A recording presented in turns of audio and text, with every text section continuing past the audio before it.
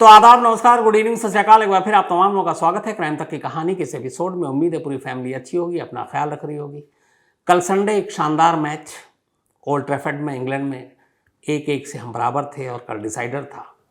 और जिस तरीके का मैच हुआ, सेकेंड इनिंग में जब हमारे धड़धड़ा कर 3, उसके बाद चौथा विकेट गिरा, टॉप ऑर्डर के सारे बैट्समैन आउट हो गए, तो एक वक्त लगा था कि अब मैच हाथ से निकल गया।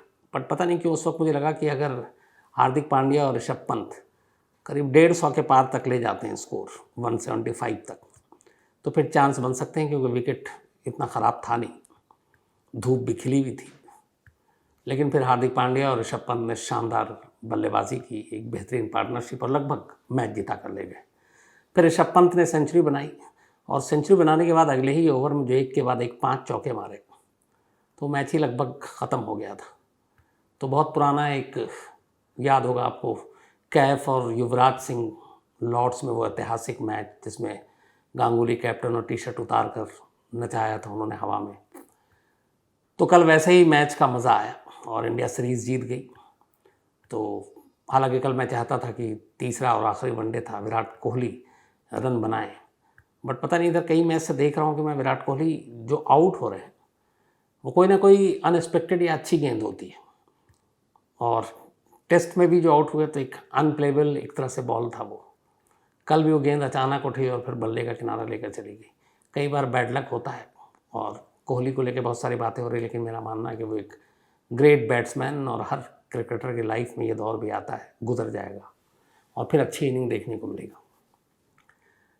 तो ये तो रही मैच के बाद। अब आज की कहानी शुरू करूं, जिसकी फरमाइश काफ़ी दिन से आप लोग कर रहे थे। बीच में मैं छुट्टी पर था और इसलिए वो कहानी सुना भी नहीं पाया, लेकिन आज सुनाऊंगा। उससे पहले आपको फिर याद दिला दूं, कुको FM ऐप पर भी आप तमाम तरह की कहानियाँ सुन सकते हैं, अपनी मनपसंद की कहानियाँ, और बाकायदा क्राइम तक फैमिली के लिए क्राइम 50 है।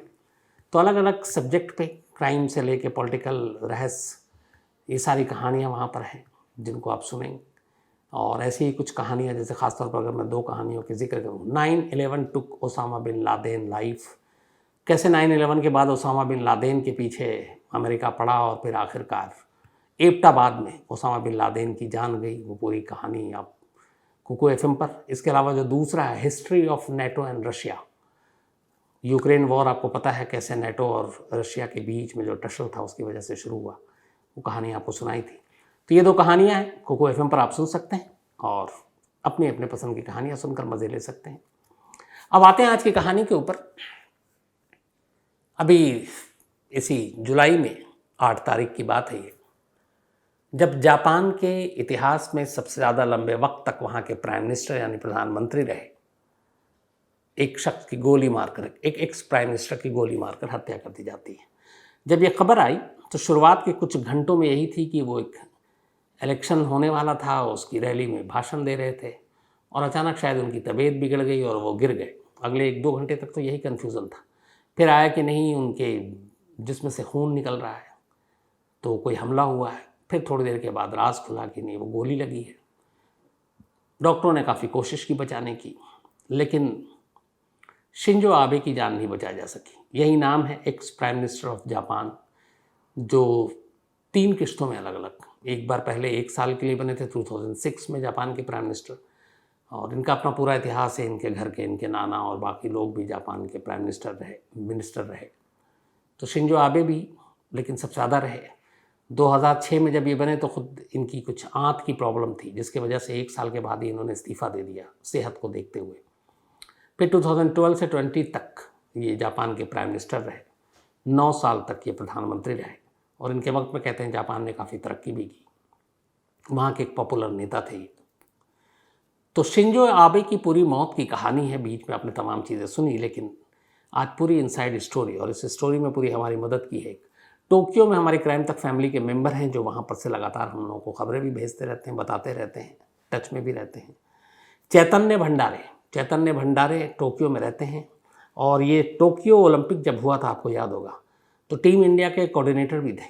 तो थैंक यू सो मच चैतन्य भंडारे जी, क्योंकि इनका ये कहना था कि इंडिया में बहुत सारी शिंजो आबे के मर्डर केस से जुड़ी हुई गलत जानकारी चल रही है। तो इन्होंने बहुत अच्छी नई जानकारी भी भेजी है, वो भी इस कहानी में आपके सामने रखूँगा। शिंजो आबे के कत्ल के पीछे जो वजह है, उस वजह से हम लोग भी ज़्यादा अनजान नहीं है।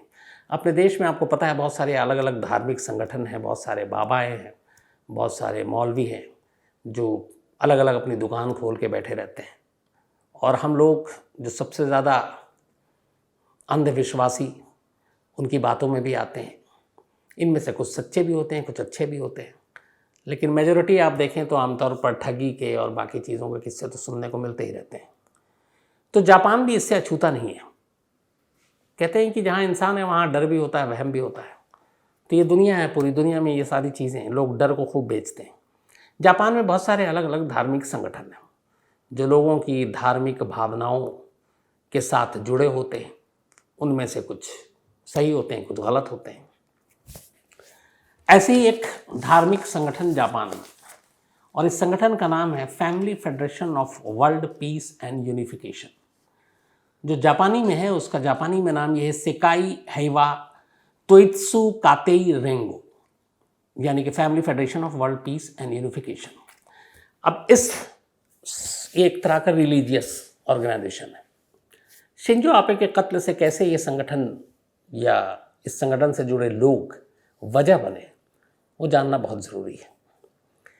तो इस संगठन का जन्म 1954 में हुआ, 1954 में। वो भी जापान में नहीं बल्कि साउथ कोरिया में। साउथ कोरिया में के सियोल में एक शख्स रहते थे, मिस्टर मनु सेनमयोन।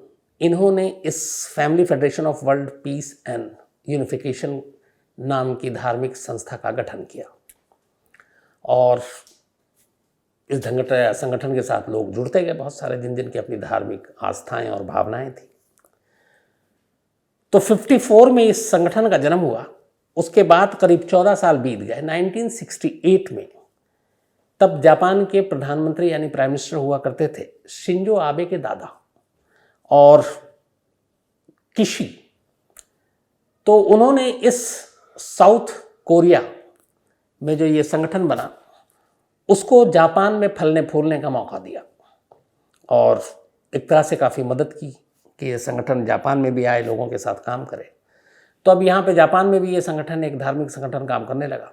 इस संगठन का बेसिक क्या था, कैसे लोगों को जोड़ते थे, उनका ये था कि देखो एक स्वर्ग है, एक जन्नत है, और वहाँ वही सब जा सकता है जो इस संगठन के बताए रास्ते पर चलेगा और इसके साथ जुड़ेगा।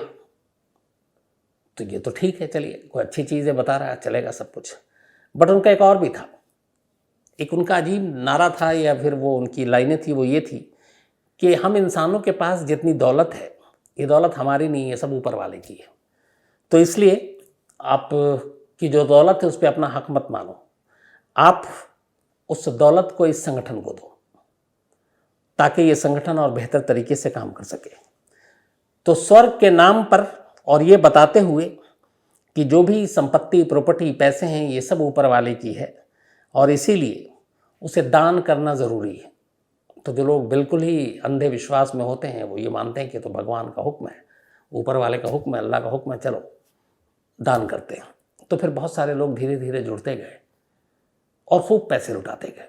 ऐसे न जाने कितने परिवार थे जिन्होंने सिर्फ स्वर्ग और मोक्ष और इन चीज़ों में आकर मतलब अपनी भी परवाह नहीं की, जितने पैसे धन थे लुटाना शुरू कर दिया। आमतौर पर आदमी दान पुण्य तभी करता है जब आपके पास एक्स्ट्रा हो, आपकी ज़रूरत की जो चीज़ें हैं, 3 वक्त का खाना है, बच्चे हैं, बीमारी है, दवा है, स्कूल है, फीस है, इन सारी चीज़ों के बाद अगर आपके पास बचता है तो मदद करनी चाहिए, और आमतौर पर लोग यही करते हैं और यही कहा गया। ये नहीं कि आप कर्ज लेकर किसी की मदद करें, ये नहीं कि आपके पास खुद खाने के लिए नहीं है और आप अपने घर के लोगों को भूखा रखे हुए हैं और जो पैसे हैं कमा कर लाए हैं वो आपने सब किसी और को दे दिया। ये कहीं से भी अच्छी चीज़ या इसको पुण्य हम नहीं कहेंगे। हाँ, को बहुत ज़रूरतमंद है और ये लगता है कि आपकी उसी वक्त की मदद से उसकी जान बच सकती है, या एक भूखा है जो शायद मर जाएगा, उसको खाना ना दिया जाए और खाना इतना है कि हम ही या तो वो खाए या हम, ऐसे वक्त में ज़रूर मदद करनी चाहिए। लेकिन ये कि सिर्फ एक किसी ऑर्गेनाइजेशन ने कहा और हम अपनी सारी दौलत उसी के लिए लुटा दें और हमारा परिवार नीचे चला जाए, उसकी बेसिक ज़रूरतें पूरी ना हो, तो ये गलत हो जाता है। लेकिन ये वो दौर था जब ये family federation for world peace and unification आया और उसने लोगों का ब्रेन वॉश करना शुरू किया, लोगों ने खूब उसको दान देना शुरू किया। ऐसे ही सैकड़ों हज़ारों परिवार में जापान में एक और परिवार रहा करता था जो दान दिया करता था, और इस परिवार में ही वो लड़का रहता था जिसके ऊपर जापान के एक्स प्राइम मिनिस्टर के कत्ल का इल्ज़ाम है। इस लड़के का नाम था तेत्सुया यामागामी। तेत्सुआ इसका नाम है और यामागामी सरनेम है, जैसे हमारे यहाँ होता है। तेत्सुया यामागामी के फैमिली में माँ बाप और इसके अलावा एक भाई और एक बहन, और ये बहुत ही अच्छा परिवार था। और ये जापान के जो एक स्टेट है वहाँ का रहने वाला था। वहाँ पे जो स्टेट है जापान का, मिए स्टेट है एक नाम। तो जापान में जो स्टेट है, राज्य है, उसको प्रीफेक्चर कहते हैं। जैसे हम राज्य कहते हैं या स्टेट कहते हैं, तो जापान में जो अलग अलग स्टेट्स होते हैं उसको प्रीफेक्चर कहते हैं कि ये इस प्रीफेक्चर का है, ये इस प्रीफेक्चर का है। तो मिए प्रीफेक्चर में रहा करता था तेत्सुया। 1980 में इसका जन्म हुआ एक अच्छे परिवार में, और इसके जो फादर थे और इसके दादा की बल्कि एक कंपनी थी जिस कंपनी में इसके फादर काम करते थे। अच्छा खासा पैसा था, रुतबा था, और ओसाका शहर में जापान में ये परिवार रहा करता था। ज़िंदगी खुशहाल थी, सब कुछ ठीक चल रहा था। लेकिन फिर ये धार्मिक संगठन जापान में दाखिल होता है, कदम रखता है, और इसी धार्मिक संगठन से तेत्सुया यामागामी की माँ धीरे धीरे जुड़ना शुरू होती है। अब जब ये जुड़ना शुरू होती है उस वक्त तक फिर ये होता है कि तेत्सुया के बड़े भाई को अचानक बीमार रहने लगता है। टेस्ट होता तो पता चलता उसे कैंसर है। अब एक घर में जवान बेटा और उसको कैंसर इतनी कम उम्र में, तो कायदे से अब उसकी माँ और बाकी लोगों का ध्यान उस बच्चे की तरफ होना चाहिए। लेकिन कहते हैं कि उसकी माँ इस धार्मिक संगठन से इतना जुड़ गई कि उसने अपने बच्चे की तरफ भी ध्यान देना छोड़ दिया, और वो सिर्फ उस भगवान और मोक्ष और उनके ही बातों में रहने लगी। अब इधर जो पति है, मतलब तेत्सुया के पिता, उनको ये लगा कि उनकी वाइफ घर पे ध्यान नहीं दे रही, बीमार बेटे पे ध्यान नहीं दे रही, और वो धार्मिक संगठन पर ध्यान दे रही है। उन्हें बड़ा अजीब लगा, कई बार समझाया, मानी नहीं। इसका असर उनके दिमाग में भी पड़ना शुरू हुआ, और वो एक मानसिक बीमारी के शिकार हो गए कि बीवी घर के दौलत एक संगठन पर लुटा रही है, बीमार बच्चे पे ख्याल नहीं रख रही है, कुछ कहते हैं तो सुनती नहीं है। तो इस चक्कर में पिता धीरे धीरे बीमार हो गए और उनको एक मानसिक बीमारी आ गई। और आखिरकार 1984 दिसंबर का महीना था, जब तेत्सुया सिर्फ 4 साल का था। तेत्सुया के पिता ने खुदकुशी कर ली अपनी बीवी के इस रवैये से और बेटे की बीमारी के दुख में। इस घर में ये पहली खुदकुशी थी। 4 साल का तेत्सुया जब थोड़ा बड़ा हुआ तब उसे इस बात का एहसास हुआ। अब तेत्सुया के पिता की मौत हो गई, माँ यहाँ अकेली। माँ अब अपने बच्चों को लेकर ओकाया से सीधे नारा पहुँच जाती। नारा जो प्रीफेक्चर है, स्टेट, तो नारा के हिरामत्सु शहर में अब ये परिवार शिफ्ट हो जाता है। और उसकी वजह ये थी कि यहाँ पर तेत्सुया की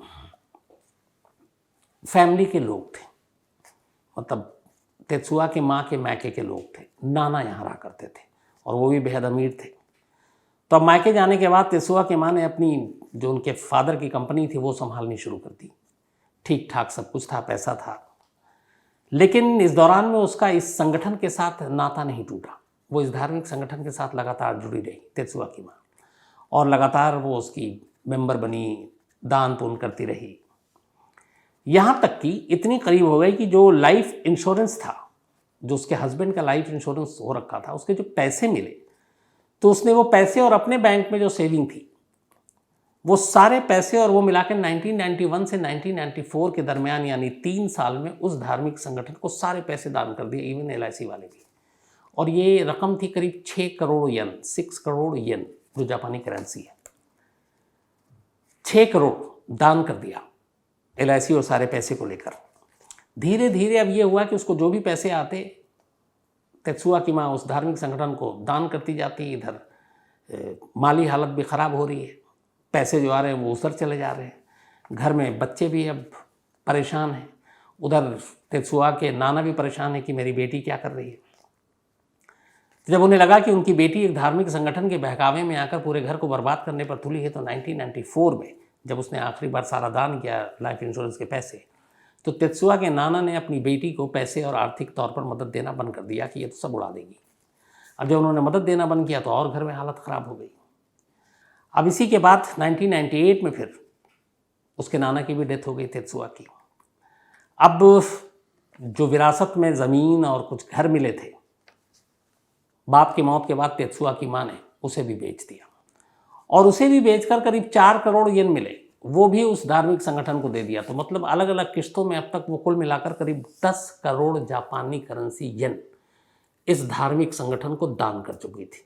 10 करोड़ येन का मतलब हुआ इंडियन करेंसी में अगर हम देखें तो करीब 6 करोड़ के आसपास येन।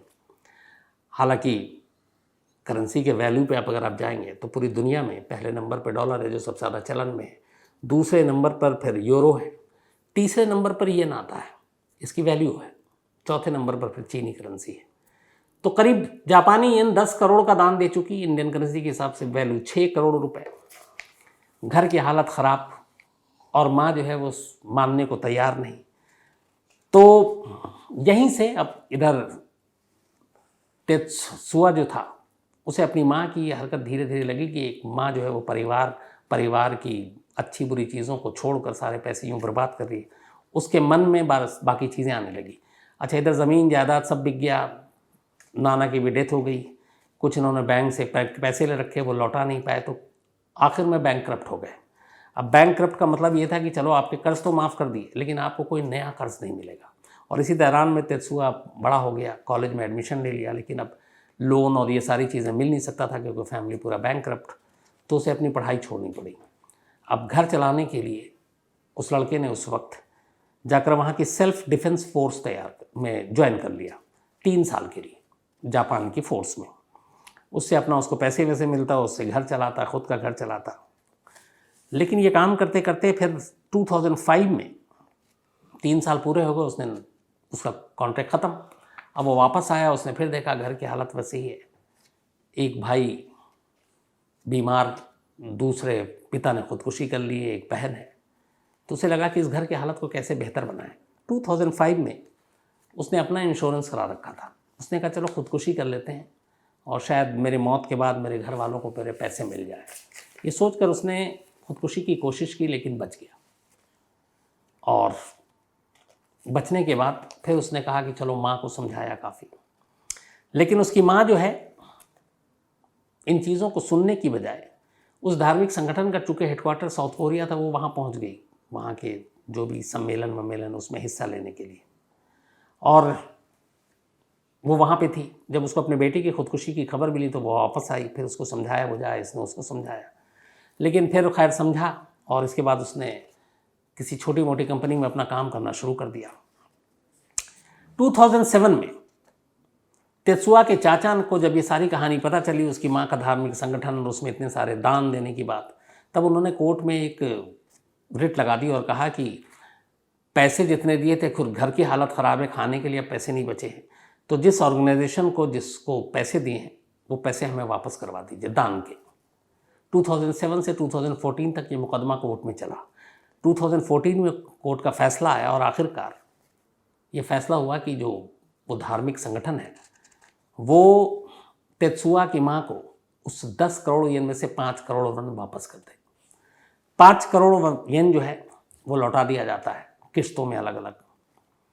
और इसी के बाद, इस फैसले के बाद, अब उसकी माँ थोड़ी सी धार्मिक संगठन से दूरी बना लेती है। अब लगा कि घर में सब कुछ ठीक है, लेकिन इस बीच में ही तेत्सुआ का जो बड़ा भाई जो बीमार था, कैंसर था, वो लगातार अपनी बीमारी से लड़ता रहता है, जूझता रहता है, और आखिरकार फिर 2015 में वो सुसाइड कर लेता है।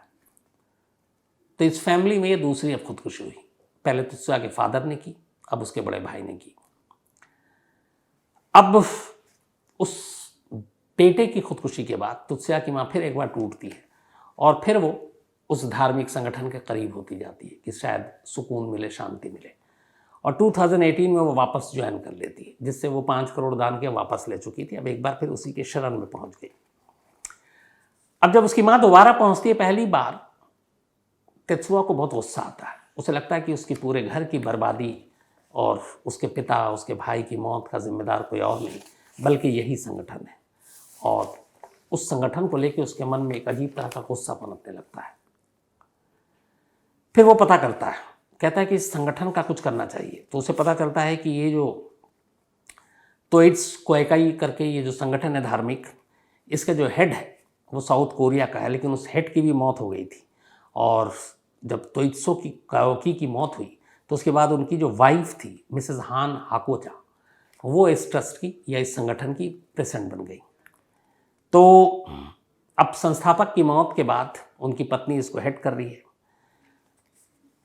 इसे लगा कि अगर तेत्सुआ को ये लगा कि अगर इस संगठन के हेड को मार दें तो शायद ये संगठन बंद हो जाए, बहुत सारे लोग बच जाएं। इसका इसने प्लानिंग शुरू की, लेकिन फिर इसे पता चला कि वहाँ तक पहुँचना बड़ा मुश्किल है।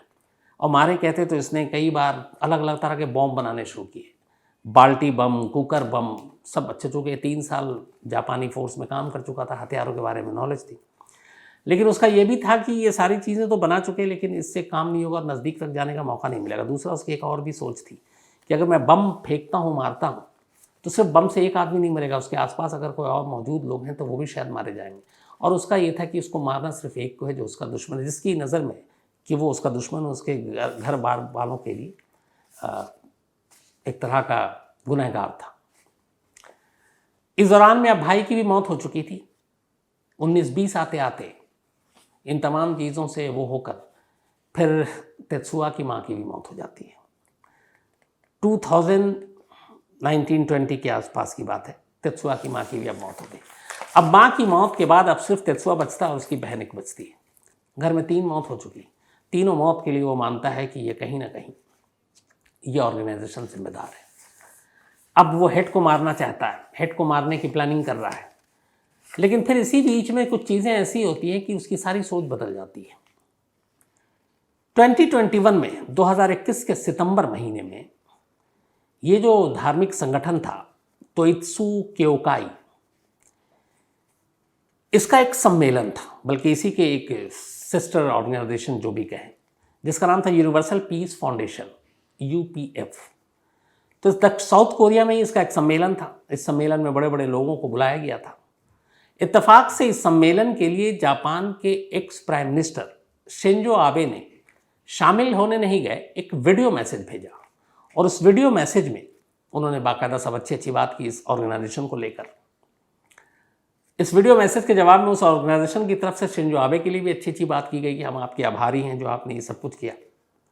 और फिर उस संगठन यूपीएफ ने इस शिंजो आबे के वीडियो मैसेज को अपने वेबसाइट और यूट्यूब पर अपलोड कर दिया। इत्तेफाक से उसी यूट्यूब पर नजर पड़ी तेत्सुआ की, और जैसी नजर पड़ी उसने कहा कि अभी तक तो वो ये था कि संगठन के हेड को मारेगा, अब हमारा एक्स प्राइम मिनिस्टर इस संगठन की तारीफ कर रहा है। तो उसे लगा कि उसके परिवार की बदहाली, उसके परिवार के लोगों की मौत के जिम्मेदार ये सिर्फ संगठन नहीं, इस संगठन से जुड़ा हुआ हर शख्स है। और पहली बार इस वीडियो को देखकर, जिसमें शिंजो आबे ने उस संगठन के बारे में अच्छी बातें कही, तेत्सुआ को ये लगा कि शिंजो आबे ने ठीक नहीं किया। और उसने कहा कि अब उनके हेड तक तो पहुंचना मुश्किल है, लेकिन हमारा अपना प्रधानमंत्री इस तरीके की बात कर रहा है, मेरी नज़र में ये दुश्मन है। और तब उसने तय किया कि इस ऑर्गेनाइजेशन के हेड को मारने की बजाय ये जो यूट्यूब पे मैसेज दिया हमारे एक्स प्राइम मिनिस्टर ने, इनको सज़ा मिलनी चाहिए। हालांकि सिर्फ शिंजो आबे नहीं, बल्कि उस वक्त इस सम्मेलन के लिए बाकायदा अमेरिकी प्रेसिडेंट डोनाल्ड ट्रंप ने भी वीडियो मैसेज भेजा था। लेकिन डोनाल्ड ट्रंप से तेत्सुआ को कोई लेना देना था नहीं, उसको था कि मेरा प्राइम मिनिस्टर ने कैसे कहा एक्स। अब यहीं से उसका इरादा बदला, टारगेट बदला। उसने कहा कि उस संगठन के हेड को मारने की वजह मैं अपने एक्स प्राइम मिनिस्टर को मारूंगा। अब वो तैयारी करने लगा। फिर ये था कि बॉम्ब बना चुका था, लेकिन बॉम्ब खतरनाक था, उसे ये भी था कि सिर्फ एक को मारना है। फिर उसने कहा कि चलो बंदूक बनाते हैं। अब फोर्स में काम कर चुका था, यूट्यूब पे गया, बाकी जगहों से। अब इसने गन बनाने के सारे सामान इकट्ठा किए और गन बनाना शुरू किया। इसने अपने घर पे बैठे बैठे 3 बंदूक बनाई। 3 जब बंदूक बना लिया, इसके बाद अब इसे सिर्फ एक मौके का इंतज़ार था और वो मौका ढूंढने लगा। इत्तेफाक से उसको ये मौका जुलाई के महीने में मिला। हुआ ये कि इसी जुलाई में 10 को तो पोलिंग भी हो गई। जापान के एक निचले या ऊपरी सदन, शायद राज्यसभा का चुनाव होना था जापान में, एक इलेक्शन था पॉलिटिकल। तो उस पॉलिटिकल इलेक्शन में हर पार्टी के कैंडिडेट थे। शिंजो आबे की पार्टी के भी कैंडिडेट थे और वो बाकायदा इलेक्शन कैंपेनिंग पे थे, चुनाव प्रचार कर रहे थे। तो अपने ऐसे ही एक उम्मीदवार के प्रचार के लिए वो अलग अलग शहर में घूम रहे थे और बाकायदा उनके कैंपेन को लेकर उनकी जो पार्टी का वेबसाइट है उस पर सारी डिटेल डाली जा रही थी कि वो किस दिन किस शहर में कितने बजे कहाँ अपने पार्टी के कैंडिडेट के लिए कैंपेनिंग करेंगे।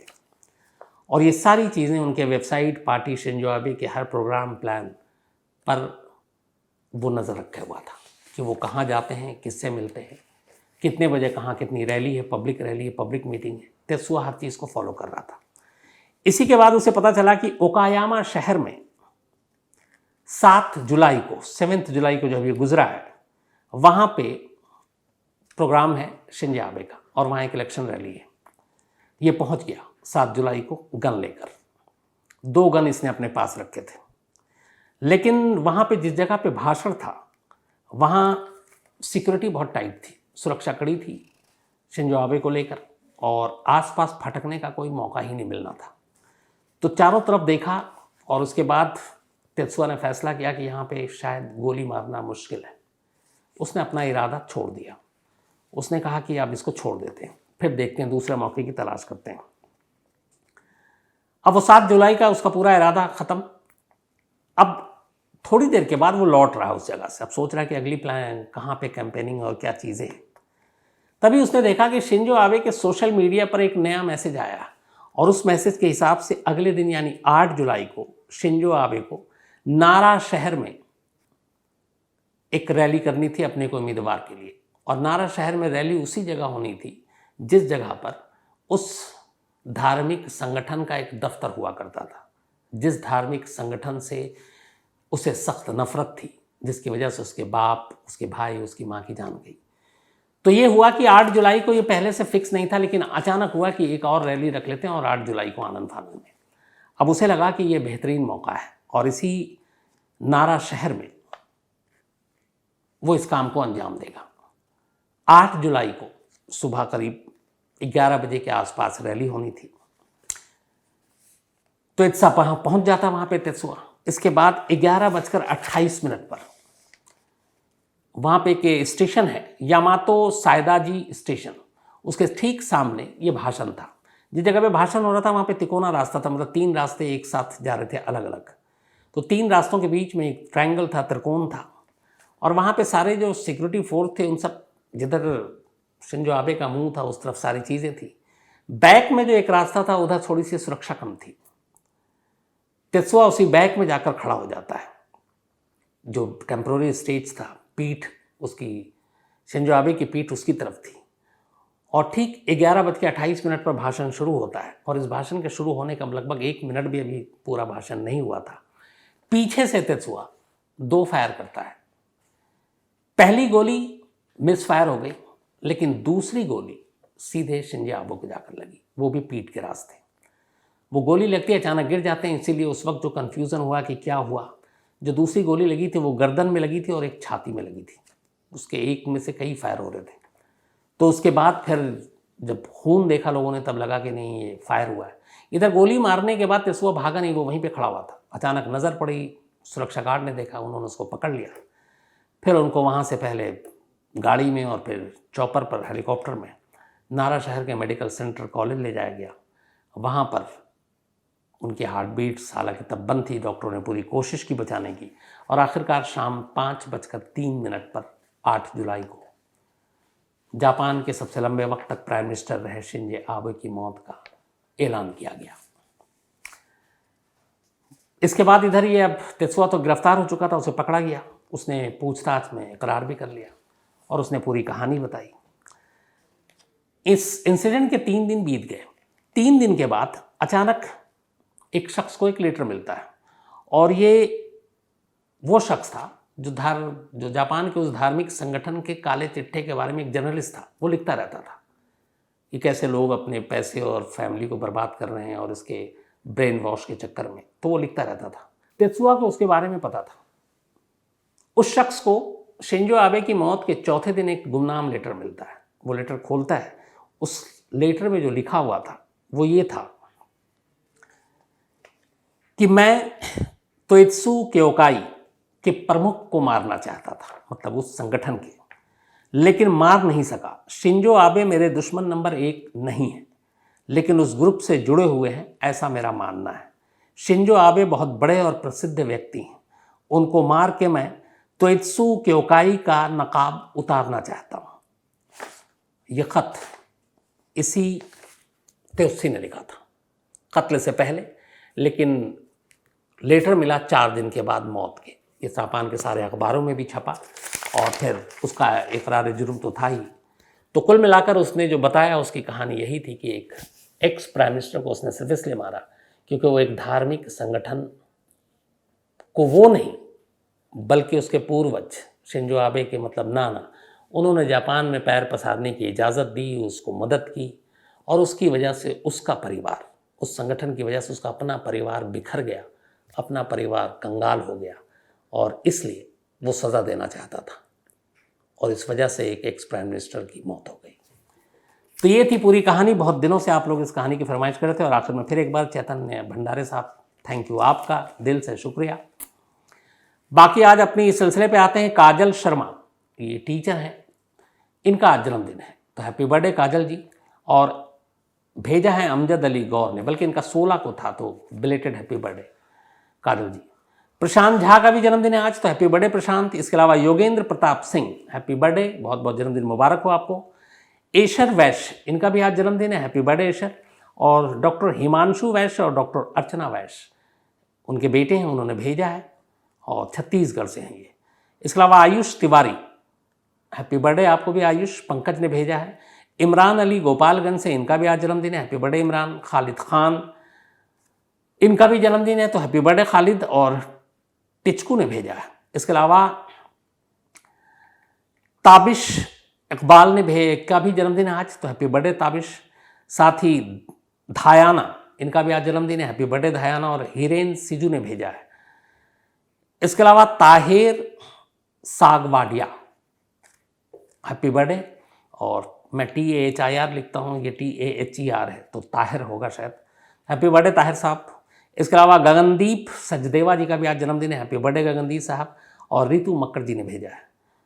साथ ही खिंतराज खती, इनका भी आज जन्मदिन है, और ये जोधपुर से हैं, हैप्पी बर्थडे खिंतराज जी। ब्रिज मोहन, इनका भी आज बर्थडे है, तो हैप्पी बर्थडे ब्रिज मोहन साहब। और श्री गंगानगर से हैं ये। इसके अलावा मोनिका और डॉक्टर रिपु राजकुमार प्रसाद जी की एनिवर्सरी है। आप दोनों को बहुत बहुत बधाई, मोनिका जी और रिपु राज जी। और इनके बच्चे हैं बुज़ो और बिन्नी, उन्होंने भेजा अपनी मम्मी पापा के लिए, तो आप सभी को बहुत बहुत बधाई। इसके अलावा शंकर कामले, इन्होंने बड़ी अच्छी अच्छी तस्वीर भेजी है, तस्वीर भेज के एक तरह से मुझे जलाया भी है इन्होंने। ये कल ओल्ड ट्रैफर्ड में बैठे हुए मैच देख रहे थे, और मैच की बहुत सारी तस्वीरें भेजी हैं। उसको देख के मुझे लगा कि काश मैं भी वहाँ होता। बट थैंक यू शंकर कामले साहब, ऐसी प्यारी प्यारी तस्वीरें भेजने की। उसमें सारी तरह की तस्वीरें आपने जहाँ बैठे थे पब्लिक स्टैंड से, वहाँ से दिख गया था कि आप ले रहे थे। मोहम्मद शाहनवाज, इन्होंने लिखा है कि विराट कोहली के बारे में आजकल लोग बहुत बातें कर रहे हैं और ऊट पटांग बातें कर रहे हैं, आपकी क्या राय है? मैंने शुरुआत में शायद कुछ कहा था, लेकिन मेरा ये मानना है कि विराट कोहली एक ऐसा बैट्समैन जो एक वक्त मुझे लग रहा था कि शायद तेंदुलकर का रिकॉर्ड वही तोड़ेंगे, 100 सेंचुरी बनाएंगे, लेकिन पिछले 2.5 साल से शायद किसी भी फॉर्मेट में वो सेंचुरी नहीं बना पाए। और मुझे लगता है कि हर क्रिकेटर, हर स्पोर्ट्समैन की ज़िंदगी में वो दौर आता है जब आप फॉर्म में होते हैं, आउट ऑफ फॉर्म होते हैं, और कोई भी इससे नहीं बच पाया। आप किसी भी लेजेंड का नाम ले लें, Sunil Gavaskar, Sachin Tendulkar, Kapil Dev, Brian Lara, even Don Bradman, कई सीरीज़ उनके भी नाकाम रहे। तो ये होता है, और अच्छे और बड़े प्लेयर वही होते हैं जो इस फॉर्म को हराकर फिर से फॉर्म में आते हैं। और मुझे लगता है विराट कोहली एक टैलेंटेड बैट्समैन। हालांकि मैंने जैसा कहा कि 2-3 मैच देखकर तो मुझे अफसोस हुआ, क्योंकि वो जो गेंद थी उस पर शायद कोई भी आउट हो सकता था। तो मेरा अपना यकीन है कि विराट फॉर्म में आएंगे, और ये जो सब लोग बोल रहे हैं मुंह से नहीं, वो बल्ले से जवाब देंगे। इसके अलावा विष्णु प्रिया हैं, इन्होंने लिखा है कि आप क्राइम की कहानियाँ बड़ी अच्छी सुनाते हैं, लेकिन क्राइम ही क्यों, और भी किसी सब्जेक्ट में भी आप सुना सकते थे। तो विष्णु साहब, ये तो मुझे खुद भी पता नहीं क्राइम ही क्यों, लेकिन हाँ, बचपन से जासूस बनने का शौक़ था, तो जासूस तो बना नहीं तो क्राइम रिपोर्टर बन गया, तो इसीलिए क्राइम की कहानियाँ सुना रहा हूँ। बाकी मैं कई और भी कहानियाँ सुना देता हूँ बीच बीच में। इसके अलावा प्रवीण सिंह चौहान हैं टेहरी गढ़वाल से, थैंक यू सो मच आपके मेल के लिए। माइकल झा हैं, एक स्टोरी की फरमाइश की है, और इन्होंने सच में एकदम नाम जो इनका MAIKL, मतलब माइकल जैक्सन वाला थोड़ा स्पेलिंग बदल दिए, पर माइकल झा है ये। सौरभ कसाना है, थैंक यू सो मच आपके मेल के लिए। सौरभ प्राशर हैं, एक स्टोरी की फरमाइश की है। शेख मोहम्मद इब्राहिम हैं, इसके अलावा हरप्रीत सिंह जी हैं जालंधर से। तो आप तमाम लोगों का शुक्रिया, और जो भी कहानी की फरमाइश है वो ज़रूर पूरी होगी। आज कहानी में इतना ही। अब आपसे मुलाकात होगी कल रात 9 बजे किसी नई कहानी के साथ। तब तक अपना ख्याल रखिएगा। Thank you very much.